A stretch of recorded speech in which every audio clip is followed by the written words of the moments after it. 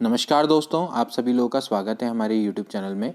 दोस्तों, हम लोगों ने एलटी गणित के लिए एक विशेष सीरीज चलाई है जिसमें हम आपको टॉपिक वाइज एमसीक्यू प्रोवाइड करवा रहे हैं। तो आज इसी के क्रम में हम आपके लिए वेक्टर एनालिसिस के कुछ इंपॉर्टेंट एमसीक्यू लेकर आए हैं। दोस्तों, यह एमसीक्यू काफ़ी इंपॉर्टेंट है और काफ़ी सेलेक्टिवली रखे गए हैं, तो इस वीडियो को पूरा देखिएगा, आपको डेफिनेटली आने वाले एग्ज़ाम में काफ़ी मदद मिलेगी। तो चलिए वीडियो को स्टार्ट करते हैं। तो देखिए दोस्तों, पहला क्वेश्चन है a vector r is equal to a i j plus b j is equally inclined to both x and y axis if the magnitude of the vector is 2 unit, then what are the value of a and b respectively. देखिए दोस्तों, हम यहाँ पर बात कर रहे हैं vector की। वेक्टर आपको पता होना चाहिए वो क्वांटिटी होती है जिसमें मैग्नीट्यूड के संग संग डायरेक्शन भी होती है, ठीक है ना। अब देखिए r इज इक्वल टू आपको दे रखा है ए आई प्लस बी जे। देखिए इसको आप ध्यान से देखिए, यहाँ पर हम 2 डायमेंशन की बात हो रही है, एक्स और वाई एक्सेस की बात हो रही है, जेड एक्सेस की यहाँ पर अभी बात नहीं चल रही। लेकिन हम इसको अगर हमें 3 डायमेंशन के फॉर्मूले पता है तो हम उसको आसानी से कर सकते हैं। देखिए मैं इसको कोशिश करूंगा डीसी और डीआर की मदद से सॉल्व करने का। डीसी का मतलब होता है डायरेक्शन कोसाइंस और डीआर का मतलब होता है दोस्तों डायरेक्शन रेशियो। देखिए मैं आपको सिंपली बता देता हूँ भाई, डीसी और डीआर क्या होता है। ये आपकी एक्स वाई और जेड एक्सेस है, ठीक है ना। तो कोई आपकी एक लाइन है, अगर वो एक्स एक्सिस से अल्फा, वाई से बीटा और जेड से गामा एंगल बनाती है, तो अगर मैं इनका कॉस कोसाइन ले लूँ, यानी कॉस अल्फा, कॉस बीटा और कॉस गामा ले लूँ, तो इनको दोस्तों डीसी बोला जाता है, यानी कि डायरेक्शन कोसाइंस बोला जाता है, ठीक है ना। अब अगर इनमें से कुछ कॉमन आ रहा होगा और मैं उसको काट दूं तो वो क्या बन जाएगा दोस्तों, डी आर्स बन जाएगा, यानी कि डायरेक्शन रेशियो बन जाएगा। लेट सपोज करो अगर 1/√3, 1/√3, 1/√3 अगर डीसी है, ठीक है, तो इनमें कुछ कॉमन आ रहा है, 1/√3 कॉमन आ रहा है, तो 1 आपके क्या होंगे, डी आर्स होंगे। ध्यान में रखना ये डी आर्स हैं और ये डीसी हैं, ठीक है। तो इस तरीके से ध्यान में रखना है। और साथ में जो डीसी होते हैं उनके तीनों के स्क्वायर का सम हमेशा 1 होता है, क्योंकि यहाँ पर 1/√3, 1/√3, 1/√3 इन तीनों के स्क्वायर का सम करेंगे तो क्या आएगा, 1 आएगा। और अगर इनका हम रेशियो ले लें, यानी कि जो भी इनमें कॉमन है वो अगर हम कैंसिल आउट कर दें तो वो क्या बन जाते हैं, डी आर्स बन जाते हैं, ठीक है ना। अब आप अगर वेक्टर 3D की बात करते हैं तो यहाँ पर जो r is equal to a आई और बी जे है, ठीक है, इसमें जो ये पार्ट होता है, यानी कि i और j के जो कोफिशिएंट होते हैं, इसी तरह से अगर यहाँ पर k होता तो इनको डी आर्स बोला जाता है। क्या बोलते हैं, डी आर्स, ओके। अब जब भी बात आती है कि इक्वली इंक्लाइनेशन की, इक्वली इंक्लाइनेशन का मतलब ये है कि उनके डीसी बराबर होंगे, यानी कि वो इक्वली एंगल्ड, यानी कि उसने अल्फा और बीटा वो बराबर बनाएगा, ठीक है। कॉस अल्फा बराबर कॉस बीटा होगा। जब डीसी बराबर है तो डेफिनेटली डी आर्स भी क्या हो जाएंगे, बराबर हो जाएंगे। तो ए बराबर क्या हो गया, बी। आप इस कॉन्सेप्ट को समझिए कि जब भी आपका ऐसी बात आती है कि कोई वेक्टर इक्वली इंक्लाइंड है विथ 3 एक्सेस और 2 एक्सेस, तो हम ये मानते हैं कि उनके डीसी एंड डी आर्स क्या हैं, इक्वल है। तो यहाँ पर ए और बी दोनों के दोनों क्या हैं, बराबर। बस यहाँ से हमारे लिए खेल खत्म हो गया, ठीक। तो अगर ए और बी दोनों के दोनों बराबर हैं तो अब आपको क्या दे रखा है, इसका मैग्नीट्यूड। देखिए मैग्नीट्यूड क्या हो जाएगा, आर का mod of r is equal to क्या होता है, √a² plus b², that is 2। So a² plus b² बराबर आपका आ गया 4, ठीक है। और आपको क्योंकि a बराबर b है, अभी हमें पता लग गया कि भाई a बराबर b है, तो it simply means that 2a² is equal to 4। So a² is equal to 2, तो then a is equal to कितना आ गया, √2 आ गया, ओके। तो a बराबर √2 तो b बराबर भी कितना आ जाएगा दोस्तों, √2। तो √2, √2 इज अ राइट आंसर, ठीक है ना। मैंने बस आपको ये समझाने के लिए इतना सब इसलिए बताया क्योंकि देखिए डीसी एंड डीआर का अगर आप जितना उपयोग करेंगे वो उतना अच्छा रहता है। इससे कोई भी क्वेश्चन होता है बहुत इजीली सॉल्व हो जाता है। अगर हम ये पुरानी मेथड को यूज़ करेंगे ना तो उसमें काफ़ी समय लग जाता है। बस आपने हमेशा ध्यान में रखना है कि जैसे सपोज करो आपके सामने कोई वेक्टर है 2y plus 3j plus 4k, तो अगर 2y 3j 4k में बात करें तो 2 3 4 ये क्या होते हैं, डी आर्स होते हैं। इनको क्या बोला जाता है, डायरेक्शन रेशियो बोला जाता है। डायरेक्शन रेशियो का प्रयोग करना बहुत इंपॉर्टेंट है। इसी तरह से आप डायरेक्शन कोसाइंस भी इनकी मदद से निकाल सकते हैं, ठीक है ना। बढ़ते हैं अगले क्वेश्चन की ओर। तो देखिए काफ़ी सिंपल सा क्वेश्चन था, हम बहुत इजीली इसको निकाल सकते हैं, ठीक है। इसके बाद देखिए consider the following statement respectively vector c बराबर है a plus b, where mod a बराबर मॉड b, यानी दोनों का मॉडुलस सेम है। मॉड a बराबर है मॉड b, लेकिन ये 0 के बराबर नहीं है, ठीक हो गया। अब आपके सामने स्टेटमेंट दे रखा पहला, c is perpendicular to a minus B, ठीक है, C is perpendicular to A minus b. देखिए परपेंडिकुलरिटी की कंडीशन क्या होती है, दो वेक्टर कब परपेंडिकुलर होते हैं, जब दोनों का डॉट प्रोडक्ट आपका क्या हो जाता है, जीरो हो जाता है, यानी A dot b must be equals to zero. तो अब आप देखिए यानी C dot A minus b, यानी C dot A minus b की वैल्यू को हम निकाल के देखेंगे। अगर ये भी जीरो आता है तो इसका मतलब ये क्या है, ऑफकोर्स इस पर परपेंडिकुलर है। तो यानी C की वैल्यू है दोस्तों A plus b, okay, dot A minus b. Okay, अब आप देखिए डॉट प्रोडक्ट की बात करें तो A plus B dot A minus b is nothing but mod A square minus mod B square. ठीक है ना, आप इसको बहुत इजीली प्रूव भी कर सकते हैं। कैसे करेंगे, मल्टीप्लाई करेंगे A dot A minus A dot B plus B dot A minus B dot B। ठीक है ना, तो आप यहाँ से क्योंकि पता है कि भाई जो A डॉट B और B डॉट A बराबर होते हैं तो कैंसिल आउट हो जाएंगे, और A डॉट A होता है मॉड A का स्क्वायर मॉड B का स्क्वायर। ठीक है ना, अब आपको दे रखा है भाई मॉड A मॉड B बराबर है, तो इन दोनों का डिफरेंस क्या हो जाएगा, ऑफकोर्स जीरो हो जाएगा, क्योंकि इनके स्क्वायर भी सेम होगा। तो डेफिनेटली क्या है कि भाई C dot A minus b zero आ गया, तो it simply means that C is perpendicular to A minus b, यानी कि C आपका A माइनस बी पर परपेंडिकुलर है। तो ये स्टेटमेंट तो करेक्ट है भाई। इसके बाद दूसरा देते हैं, C is perpendicular to A cross B। ठीक हो गया, अब C यानी कि ये है आपका A plus B dot A cross B, ये निकालना पड़ेगा। अगर ये जीरो आ गया तो ठीक है भाई। तो अगर आप इसको देखें यहाँ से, देखिए यहाँ पर ये डॉट प्रोडक्ट है, तो डॉट प्रोडक्ट क्या करता है आपका, डिस्ट्रीब्यूशन लॉ को फॉलो करता है। तो A क्रॉस B से देखिए यहाँ से क्या हो जाएगा, ये हो जाएगा A dot A cross B plus B dot A cross B। ठीक है ना, अब देखिए यहाँ पर ये आ गया आपका scalar triple product. Scalar triple product भाई सिंपली है कि भाई अगर ए बी सी में अगर कोई भी रिपीट हो जाए, यानी कि अगर आपका ए बी सी में अगर आपका यहाँ पर देखिए ए दो बार रिपीट हो गया तो इसकी वैल्यू क्या हो जाती है, जीरो हो जाती है। सिमिलरली ये भी आपका स्केलर ट्रिपल प्रोडक्ट है, इसमें बी दो बार रिपीट हो रहा है तो इसकी वैल्यू भी कितनी होगी, जीरो हो गई। तो हेंस इसका आंसर भी आपका जीरो आ गया। It simply means that a plus b है आपका सी, तो c is also perpendicular to a cross b. इसका मतलब जो स्टेटमेंट दोनों के दोनों क्या है, करेक्ट हैं। So both are correct. Okay, आप इस चीज को ध्यान में रखेंगे कि ये आपका है स्केलर ट्रिपल प्रोडक्ट, क्योंकि आपका जो ए बी सी है ये आपका एक तरीके से देखा जाए, क्योंकि ए और बी आपके क्या हैं, एक तरीके से एक ही प्लेन में है। तो ए बी, देखिए ए बी ये आपके कोप्लेनर है। तो कोप्लेनरिटी की कंडीशन यही होती है कि भाई ए डॉट बी क्रॉस सी क्या होना चाहिए, जीरो होना चाहिए। ठीक है ना, ए बी, ए और बी तो आपके एक ही प्लेन में ऑफ कोर्स, तो अगर उसमें दोबारा ए ले लेंगे तो ये भी तो आपके एक ही प्लेन में होंगे ना। तो कोप्लेनरिटी की कंडीशन यही होती है कि भाई ए dot B cross c zero होना चाहिए, तो a dot a cross b भी जीरो होगा। ठीक है, हम यहां से इस चीज को समझ लेते हैं। ठीक है, तो इस तरीके से इसको करेंगे। नेक्स्ट क्वेश्चन,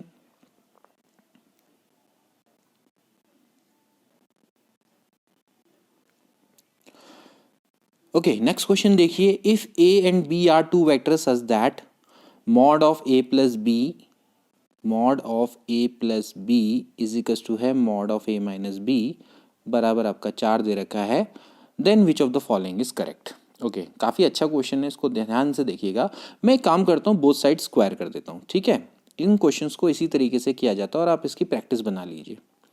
ठीक है, इस चार को छोड़ दो, इसकी हमें जरूरत है नहीं। ठीक है, तो अब आप देखिए जो मॉड ए का स्क्वायर होता है, अभी मैंने आपको बताया था मॉड ए का स्क्वायर होता है ए डॉट ए, तो इट सिंपली मीन्स दैट इसको मैं लिख सकता हूँ a plus B dot A plus b. ठीक है, इसी तरह से मॉड बी का स्क्वायर भी क्या होता है आपका, बी डॉट बी, तो ये हो जाएगा A minus B into A minus B. ये डॉट प्रोडक्ट चल रहा है। ठीक है, अब देखिए अगर आप A plus B dot A plus B करेंगे तो ये होता है मॉड ए का स्क्वायर प्लस मॉड बी का स्क्वायर प्लस टू ए डॉट बी। ठीक है, इसी तरह से ये भी होता है आपका मॉड ए का स्क्वायर प्लस मॉड बी का square minus two A dot B.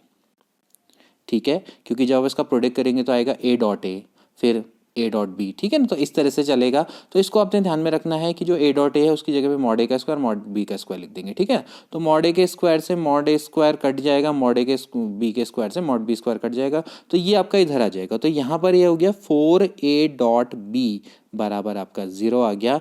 Hands it simply means that कि भाई ए डॉट बी बराबर 0। अगर ए डॉट बी बराबर 0 है और a and B are two vector है, नॉन जीरो भी कह सकते हैं, तो इट सिंपली मीन्स दैट कि ए और बी डेफिनेटली आपस में क्या होंगे, परपेंडिकुलर होंगे। तो A must be perpendicular to B. तो ये इसकी दोस्तों कंडीशन है कि जब भी आपको इसको ध्यान में रखना पड़ेगा कि mod of A plus B is equal to है mod of A minus B, so it simply means that A must be perpendicular to B. इस कंडीशन को आप ध्यान में रखेंगे, ठीक है ना। इसके बाद अगला क्वेश्चन देखिए, A B C are coplanar. देखिए कोप्लेनर है तो मैंने आपको पहले बताया क्या होता है, ए डॉट बी क्रॉस सी क्या होता है, 0 होता है। ये ध्यान में रखना है कि इनका स्केलर ट्रिपल प्रोडक्ट हमेशा 0 होता है जब ये कोप्लेनर होते हैं। तो आपको इसकी वैल्यू को निकालना है। देखिए अगर आप इसकी वैल्यू देखिए, अगर आप ये 2 3 4 है तो स्केलर है, तो 4 3 12, 12 दूनी 24, उसको तो आप छोड़ दीजिए, ठीक है। अब यहाँ पर देखिए क्या बचा, ए क्रॉस बी डॉट सी, ठीक है, प्लस इसी तरह से 5 3 15 और ये हो गया 5 3 और 6 मतलब ना। तो इसको भी अगर आप यहाँ से हटा दें तो यानी 15 इंटू 6, इसको भी आप यहाँ से हटा दें, 5 3 15 हो गया, और 6 को भी हटा दें, तो ये भी आपका दोस्तों क्या आता है, B cross C dot A आ जाता है, ठीक है ना। अब आप बताइए A dot B cross C, और ये भी आपका वही है, क्या है, ए डॉट बी क्रॉस सी। कहने का मतलब दोनों के दोनों आपके क्या हो जाएंगे, कोप्लेनर हैं, तो ये क्या है, 0 हो जाएंगे। तो दोनों का सम भी क्या होने वाला है, 0 होने वाला है। तो हैंस इसका आंसर कितना हो जाएगा दोस्तों, 0 ही हो जाएगा, ठीक है ना। आप इस चीज़ को ध्यान में रखेंगे, भाई ए बी सी कोप्लेनर हैं, अगर वो कोप्लेनर हैं तो वहाँ पर आपका क्या होता है कि ए डॉट बी क्रॉस सी 0 हो जाता है। मैं इस कॉन्सेप्ट को आपको समझा भी देता हूँ, देखिए ज़्यादा समय नहीं लगेगा। देखिए आप बी क्रॉस सी से क्या समझते हैं, देखिए अगर ये प्लेन है, ये प्लेन है, अगर ये बी है और ये सी है, ठीक है, मान लेते हैं ये बी है और ये सी है, तो जो बी क्रॉस सी का मतलब क्या होता है, बी क्रॉस सी का मतलब होता है वो वेक्टर जो बी और सी दोनों पे परपेंडिकुलर हो, यानी कि जो बी और सी के प्लेन पे परपेंडिकुलर हो, ठीक है ना। तो अब अगर मैं कहता हूं कि ए भी इस प्लेन पे लाई करेगा, ए इस प्लेन पे लाई कब करेगा, क्योंकि बी क्रॉस सी इस पूरे प्लेन पे परपेंडिकुलर है, तो हर जो वेक्टर इस प्लेन पे लाई करेगा, जो वेक्टर इस प्लेन पे लाई करेगा वो इस पर भी परपेंडिकुलर होगा। तो यानी कि a dot B cross c must भी क्या होना चाहिए, 0 होना चाहिए, क्योंकि आपको पता है परपेंडिकुलरिटी की कंडीशन क्या होती है भाई, ए डॉट बी। तो यानी जो भी इस प्लेन पे लाई करेगा वो बी क्रॉस सी पर परपेंडिकुलर होगा, क्योंकि बी और क्रॉस सी का मतलब ही यही होता है कि बी और सी के परपेंडिकुलर, यानी बी और सी के प्लेन पर परपेंडिकुलर, ठीक है ना। तो ये है आपका बी क्रॉस सी। तो जो भी इस प्लेन पे लाई करेगा, माना ए इस पे लाई करता है, तो बी वो क्या होगा, बी क्रॉस सी पे परपेंडिकुलर होगा। इसका मतलब ये है कि ए बी सी तीनों के तीनों क्या है, कोप्लेनर है। तो कोप्लेनर की कंडीशन है कि एक ही प्लेन पे हो, ठीक है। इस तरीके से हम करेंगे इनको। इसके बाद अगला question, a cap is a unit vector in x y plane making an angle 30 degree with the positive x axis, then what is a cap equals to. तो ए कैप की वैल्यू को निकालना है। देखिए आप दोस्तों, इस क्वेश्चन को हम बहुत सिंपल वे में कर सकते हैं। देखिए ये आपकी एक्स एक्सिस है, वाई एक्सिस है, इसको मैं बहुत सिंपल वे में करूँगा।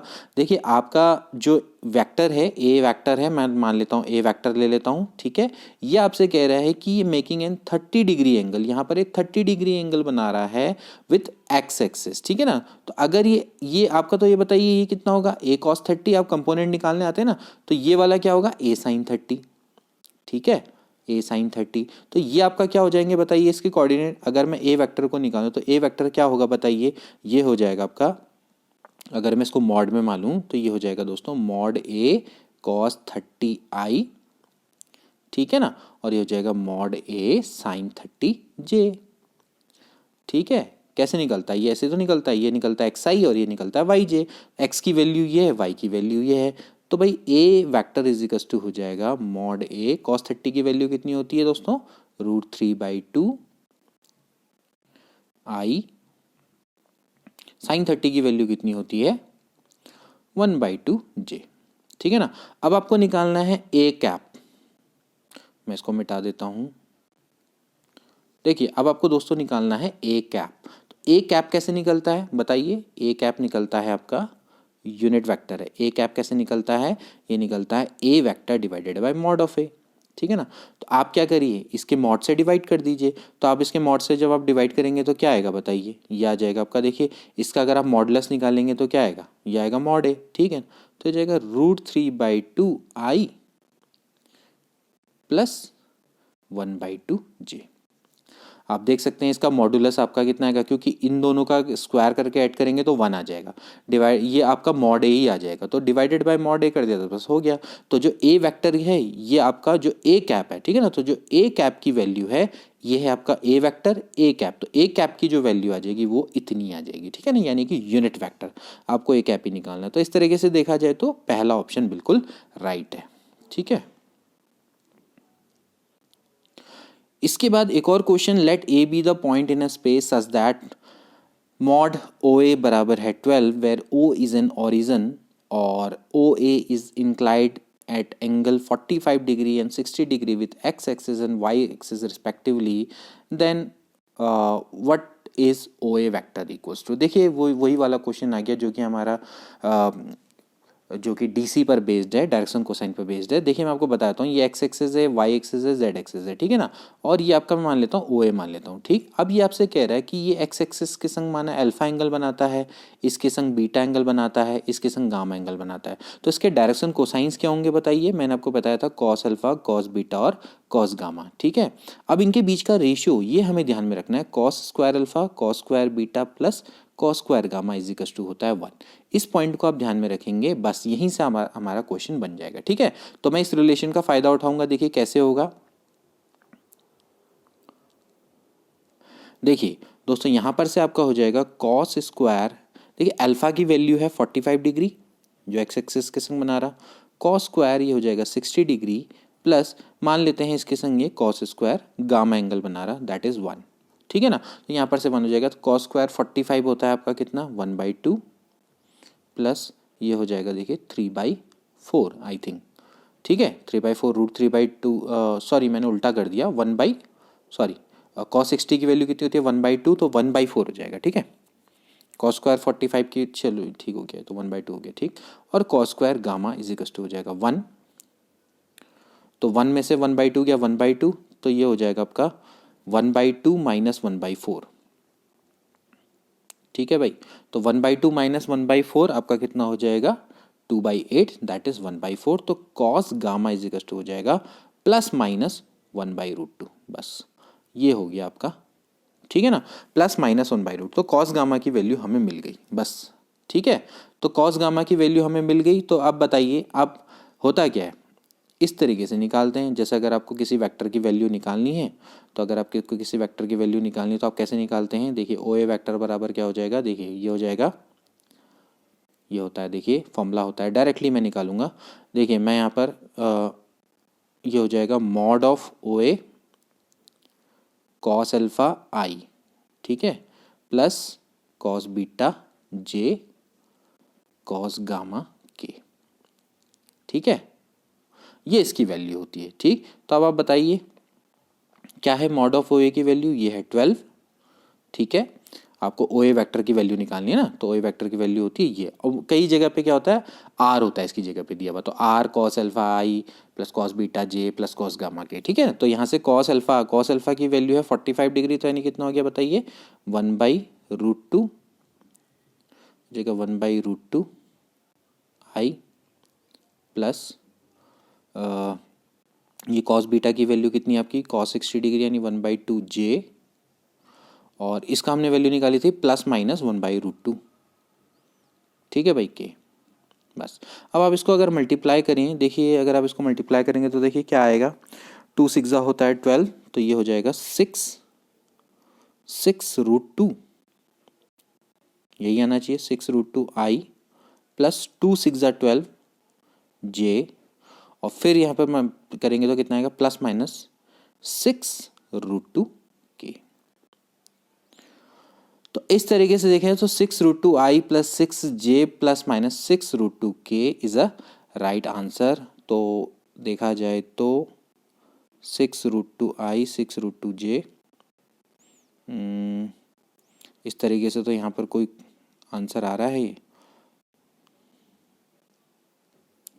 अच्छा दोस्तों मेरे ख्याल में मैंने एक मिस्टेक करी थी, जो कॉस गामा की मैंने वैल्यू निकाली थी 1/4 थी, तो प्लस माइनस 1/2 होना था वो, शायद मैंने उसको 1/√2 लिख दिया, ठीक है ना, कोई बात नहीं, यहाँ पर इसको सही कर लेंगे, 1 बाई ये हो जाएगा 2, तो यहाँ पर 6 हो जाएगा, ठीक है, कोई बात नहीं, मेरे को अभी एकदम से ध्यान आया कि मैंने शायद वहाँ पर उसको 1/4 आया था, तो 1/4 का स्क्वायर रूट 1/2 आएगा प्लस माइनस, ठीक है। कोई बात नहीं, इसको हम सही कर लेते हैं। ओहो, अभी तो पूरा ही मिट गया, कोई बात नहीं। तो यहाँ पर आपका क्या हो जाएगा, देखिए वहाँ पर 1/2 आ जाएगा, ठीक है। तो जो आंसर है यहाँ पर कितना आएगा, 6√i plus 6j plus minus 6k आएगा, ठीक है। 6√i plus 6j plus minus 6k आएगा, क्योंकि 1/2 हो गया ना, 1/√2 हमने इसको गलती से लिख दिया, 1/2 हो गया तो ठीक है, ठीक है। आप इसको सही कर लीजिएगा, कोई दिक्कत नहीं है इसमें। इसके बाद अगला question, two adjacent sides of parallelogram are दे रखा है आपको, what is the magnitude of the dot product of vector which represent its diagonal. ठीक है, आपको दो एडजेसेंट साइड्स दे रखी है पैरेललोग्राम की। लेट सपोज करो ये ए है और ये बी है, ठीक है। तो आपसे कह रहा है कि what are the magnitude of dot product of vector which represent its diagonal. देखिए, अगर आपको पैरेललोग्राम लॉ पता हो तो अगर ये ए है और ये बी है तो ये एक्चुअली किसको रिप्रेजेंट करता है, ए प्लस बी को रिप्रेजेंट करता है, ठीक है ना। तो इसी तरीके से अगर ये बी है और ये है तो यहाँ पर से देखिए क्या होगा, इस तरीके से ये आपका, मैं अगर दूसरा डायगोनल देखिए, पहला डायगोनल तो ये हो गया, दूसरा डायगोनल ये हो गया, ठीक है ना। तो दूसरे डायगोनल को कैसे दिखाएंगे, देखिए ये आपका क्या है, ये भी ए ही है, ठीक है। तो अब अगर आप इसको निकालना चाहते हैं तो कैसे निकालेंगे, क्योंकि आपका इतना प्लस इतना इज इक्वल टू, तो ये किसको रिप्रेजेंट करेगा, बी माइनस ए को, ठीक है। अगर आप नीचे को लेते तो डायरेक्शन उल्टी हो जाती है, अगर मैं नीचे को लूंगा तो ये क्या हो जाएगा, ए माइनस बी को रिप्रेजेंट करेगा। तो कुछ नहीं है, एक हो जाएगा आपका ए प्लस बी और दूसरा हो जाएगा ए माइनस बी। अगर आप इसको नीचे की डायरेक्शन में ले लेते हैं, ध्यान रहे अगर मैं नीचे की डायरेक्शन में ले लूँ तो ये आपका क्या हो जाएगा, ए माइनस बी हो जाएगा, ठीक है ना। तो जो डायगोनल है उसकी वैल्यू ध्यान में रख लीजिए, ये होता है आपका ए प्लस बी, ठीक है। ए प्लस बी की डायरेक्शन तो इस तरफ को, और अगर आप नीचे को डायरेक्शन लेंगे तो आपका कितना हो जाएगा, ए माइनस बी, बस, ठीक है ना। आपने क्या करना है, इन दोनों का मैग्नीट्यूड निकालना है बस। इस समय पे डायरेक्शन, इस समय पे ए प्लस, चाहे ए माइनस बी लो चाहे बी माइनस से, कोई फर्क नहीं पड़ता, ठीक है। बस आप इस चीज़ को समझ लीजिए, ठीक। तो यहाँ पर आपको क्या करना है, पहले आप दोनों का सम निकालिए, देखिए दोनों का सम निकालो। अगर ये ए और बी है तो ए प्लस बी क्या हो जाएगा बताइए, ए प्लस बी हो जाएगा आपका, तो 2 और 1 होता है 3, 3i और ये हो जाएगा -6j और ये हो जाएगा आपका +2k, ठीक है। अब ए माइनस बी निकाल लो। ध्यान रहे यहाँ पर डायरेक्शन से कोई मतलब नहीं है, हमें बाद में इनका मैग्नीट्यूड ही निकालना है, ठीक है। आप इन दोनों का डिफरेंस निकालो, ये हो जाएगा i, 2i में से आई गया, और ये हो जाएगा -2j एंड 5 + 3 यानी कितना हो गया, 8k, ठीक हो गया। तो ये हो गया डायगोनल 1, ये हो गया डायगोनल 2, इन दोनों का डॉट प्रोडक्ट। अब डॉट प्रोडक्ट आपको निकालना तो आता ही होगा, ये जाएगा 3 + 6 2 जा कितना होता है 12 + 8 2 जा होता है 16, ठीक है। तो अब आप इन दोनों का डॉट प्रोडक्ट निकाल चुके हैं, ये हो जाएगा 28 और 3 कितना होता है 31, ठीक है ना। तो 31 इज द राइट आंसर, ठीक। अब फॉर्मूला ही डायरेक्टली याद कर लो, क्या होता है, A plus B dot A minus B. एक डायगोनल होता है ए प्लस बी, दूसरा होता है ए माइनस बी, ठीक है। Now another very interesting question आपको दे रखा है, मॉड ए क्रॉस बी का whole square plus mod A dot B का whole square is equal to 144, mod A बराबर 4 है, देन मॉड बी की वैल्यू को निकालना है, ठीक है ना। अब आप जानते होंगे कि भाई ए क्रॉस बी, ठीक है ना, एक ये क्रॉस प्रोडक्ट है, इसकी वैल्यू कितनी होती है, ये होती है mod A mod B sine theta, ठीक है ना। अब यहाँ पर ध्यान रहे, क्योंकि हमने मॉड ले लिया है तो अपने आप ही जो आपका, क्योंकि ये एक आपका वेक्टर प्रोडक्ट है, क्रॉस प्रोडक्ट यानी वेक्टर प्रोडक्ट होता है, तो ये आपका एक वेक्टर क्वांटिटी देता है। वेक्टर प्रोडक्ट का मतलब यही होता है कि दो वेक्टर क्वांटिटी के बीच में ऐसा प्रोडक्ट जो आपको वेक्टर क्वांटिटी दे। जबकि डॉट प्रोडक्ट यानी स्केलर प्रोडक्ट एक आपका ऐसा प्रोडक्ट है जो कि आपका दो वेक्टर के बीच में होने वाला ऐसा प्रोडक्ट है जो आपको स्केलर क्वांटिटी देता है, ठीक है। तो यहाँ पर हो गया mod A mod B cos theta, ठीक है। लेकिन यहाँ पर आपका वेक्टर, ये वेक्टर नहीं रहा, अब ये स्केलर ही बन गया, क्यों, क्योंकि यहाँ पर आपने इसका क्या ले लिया, मॉड ले लिया। तो mod A mod B sine theta. अब आप करिए दोनों के स्क्वायर को ऐड, दोनों के स्क्वायर को जब ऐड करेंगे तो sign square theta plus cos square theta क्या हो जाएगा 1, तो ये बच जाएगा देखिए खाली mod A square mod B square, ठीक है ना। क्योंकि mod A square mod B square common आ जाएगा, बराबर कितना बन जाएगा बताइए 144, ठीक है। तो मॉड ए मॉड बी बराबर कितना होता है, देखिए मॉड ए मॉड बी ये कितना हो जाएगा बताओ 12, ठीक है। 12 12 की 144, और मॉड बी की वैल्यू निकालनी है, मॉड ए बराबर आपका कितना है 4 है, तो यानी कितना आ गया 3, तो 3 इज अ राइट आंसर, क्योंकि ए की वैल्यू कितनी है 4 है ना, तो मॉड बी बराबर 3 हो गया, तो इस तरह से ए। तो ये भी आप ध्यान में रखेंगे भाई, ठीक है, ये भी काफ़ी इंपॉर्टेंट फॉर्मूला भी बन सकता है और आप इसको डायरेक्टली भी निकाल सकते हैं, ठीक है। इसके बाद अगला question, vector A B C are coplanar, what is the value of P. देखिए ए बी सी जब कोप्लेनर होते हैं तो क्या होता है, मैंने आपको पहले ही बता दिया, ए डॉट बी क्रॉस सी बराबर आपका क्या हो जाता है 0 हो जाता है। तो ए डॉट बी क्रॉस सी को कैसे निकालते हैं, with the help of determinant. पहले ए के कोफिशिएंट लिखो 2 - 3 1, और बी के लिखो 1 2 - 3, और इसके लिखो सी के, ये है 0 1 पी, ये बराबर क्या होना चाहिए 0 होना चाहिए, ठीक है। अब यहाँ से पी की वैल्यू को निकाल लो। पी की वैल्यू को निकालने के लिए आप एक काम करो, ये रो नंबर 3 के रिस्पेक्ट में खोल दो, ये तो 0 हो जाएगा, बीच वाला हो जाएगा -1 इसको काटो, देखो हो जाएगा -6 -1 और प्लस पी इंटू, ये हो जाएगा 2 2 जो होता है 4 4 + 3, ठीक है, दैट इज इक्वल टू 0। तो देखिए P +7 बराबर 0, क्योंकि ये भी प्लस हो जाएगा, तो P बराबर कितना आ जाएगा -1, तो -1 इज अ राइट आंसर, ठीक है। What is the scalar projection of A on B. देखिए स्केलर प्रोजेक्शन का मतलब आपका क्या होता है, जैसे ये ए है, ठीक है, ये बी है, ठीक, तो यहाँ से हम एक काम करेंगे, इस तरह से परपेंडिकुलर डालेंगे, प्रोजेक्शन बन जाएगा। अगर इसको मिलाऊं तो that is nothing but A cos theta. तो इस तरह से हम प्रोजेक्शन निकालते हैं। तो ए कॉस थीटा की वैल्यू क्या होती है, ए dot B upon mod of B, ठीक है, ए dot B upon mod of B. तो यहाँ से ये निकालना है, तो निकालो इसको। देखिए क्या हो जाएगा, फॉर्मूले से मैं डायरेक्टली यहाँ पर से निकाल रहा हूँ। तो क्या निकालना है आपने, ए डॉट बी, पहले आप इन दोनों का डॉट प्रोडक्ट निकालो, अपॉन मॉड बी निकालो। तो देखिए क्या हो जाएगा 4 प्लस, मैं डायरेक्टली निकाल रहा हूँ ए डॉट बी, कैसे निकालते हैं, कोफिशिएंट को मल्टीप्लाई करते हैं, ठीक है ना। तो 4 और फिर 4 दूनी कितना हो जाएगा 8 + 7 divided by mod B. Mod B निकालिए, देखिए 16 + 49, ठीक है। तो ये आपका कितना हो गया, 8 4 12 7 19, 16 16 32, 32 + 49, 9 2 11, 4 3 7 और 1 8, यानी कितना हो गया 9। तो 19/9 ये इसका राइट आंसर है, ठीक है। इसके बाद एक और question, if the magnitude of the sum of the two non zero vector is equal to the magnitude of their difference, then which of the following is correct. देखिए अभी हमने इस टाइप का क्वेश्चन किया था, if magnitude of the sum of two vector is equal to the magnitude of their difference, okay, यानी mod of A plus B बराबर होता है mod of A minus B बराबर 4, वो वाला क्वेश्चन हमने किया था ना। तो यहाँ से क्या आया था बताओ, ए डॉट बी बराबर 0 आया था। It simply means that A and B are perpendicular, the vectors are perpendicular is a right answer.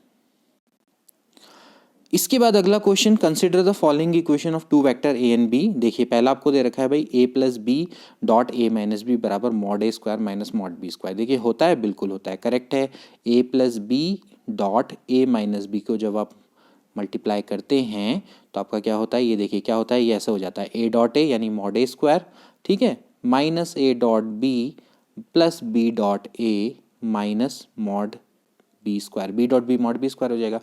क्योंकि देखिए ए डॉट बी बराबर बी डॉट ए होता है, स्केलर है, कम्यूटेटिव लॉ को फॉलो करेगा, तो भाई यहाँ पर हो जाएगा mod A square mod B square. देखिए ये दूसरा वाला स्टेटमेंट बिल्कुल गलत है। और अब भी हमने ये वाले को तो प्रूफ ही किया था कि भाई ए डॉट बी का square plus A cross B का स्क्वायर बराबर होता है mod A square mod B square, ठीक है ना। इसकी वैल्यू क्या थी, mod A mod B square cos square theta, इसकी वैल्यू क्या थी, mod A square mod B square sine square theta, ठीक है ना। तो कॉमन आ जाएगा तो यहाँ पर ये बच जाएगा। तो इस तरीके से देखा जाए तो पहला और तीसरा स्टेटमेंट बिल्कुल करेक्ट है। तो फर्स्ट एंड मतलब सी इसका राइट आंसर है, first and 3 only is the right answer. इसके बाद अगला क्वेश्चन देखिए काफी इंपॉर्टेंट है, the magnitude of A cross B is same as the area of triangle with side A and B. देखिए आपके पास एक ट्राइंगल है, ठीक है, ये सपोज करो ए है और ये बी है, ठीक है। अब आपसे कह रहा है कि जो magnitude of A cross B same as the area of triangle with the side A B. देखिए मैंने एक साइड है, उसके ट्राइंगल की साइड ए और बी है। तो देखिए सपोज करो अगर ये एंगल थीटा है तो बताइए ये क्या होगा, बी साइन थीटा होगा, नहीं होगा।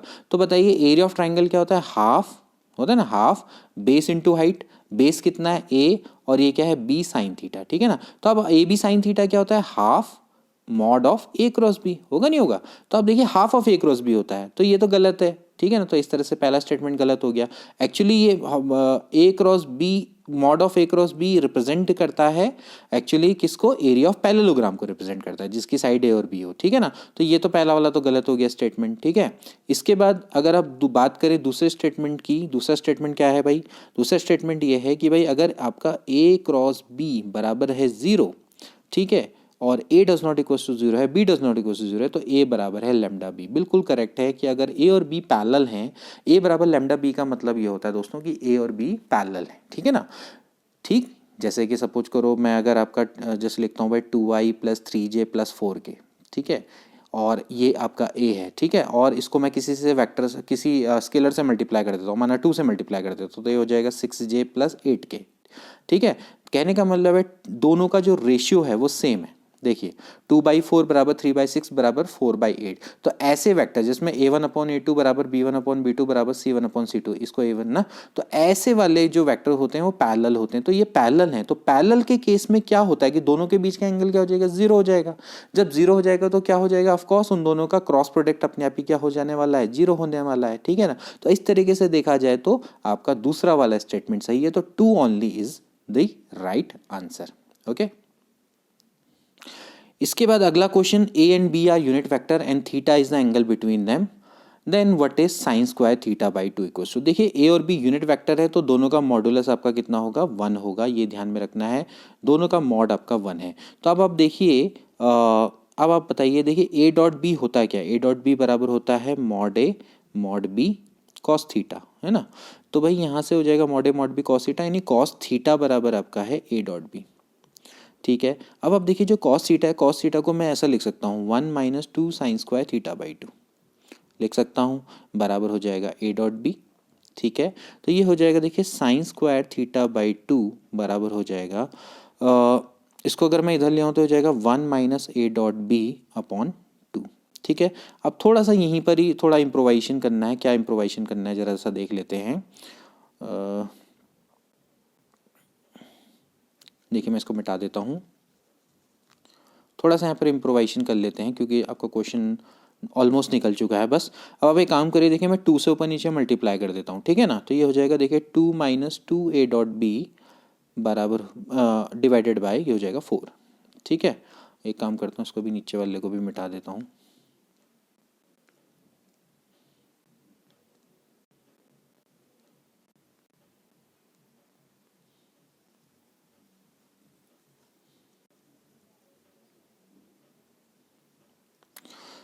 तो देखिए यहाँ से क्या होगा, देखिए मैं 2 है ना, एज वी नो दैट भाई मॉड ए बराबर है 1 एंड मॉड बी बराबर भी 1 है, ठीक है ना। तो मैं एक काम करता हूँ, 2 की जगह पे मैं लिख लेता हूँ मॉड ए का स्क्वायर प्लस मॉड बी का स्क्वायर लिख सकता हूँ, बिल्कुल लिख सकता हूँ। मॉड ए का स्क्वायर भी 1 होगा, मॉड बी का स्क्वायर भी 1 होगा, दोनों को ऐड करेंगे तो 2 आ जाएगा, ठीक है ना। 2 ए डॉट बी अपॉन कितना हो गया, 4 हो गया, ठीक। अब अभी बताइए किसका फॉर्मूला है, ये है मॉड ए माइनस बी का होल स्क्वायर डिवाइडेड बाय 4। ये आपका फॉर्मूला है ना, ये है मॉड ए माइनस बी का होल स्क्वायर। तो इस तरीके से देखा जाए तो बी वाला आंसर इसका बिल्कुल करेक्ट है। तो दोस्तों ये थे कुछ इंपॉर्टेंट क्वेश्चन, आई होप कि आपको अच्छे लगे होंगे वेक्टर एनालिसिस के। कुछ और भी इंपॉर्टेंट क्वेश्चन है जो हम अपनी अगली वीडियो में लेकर आएंगे। और आपको अगर ये काम हमारा पसंद आता है तो प्लीज़ इसको शेयर करना ना भूलें, इसको लाइक करना ना भूलें। तो मिलते हैं अगली वीडियो में, till then take care and good bye.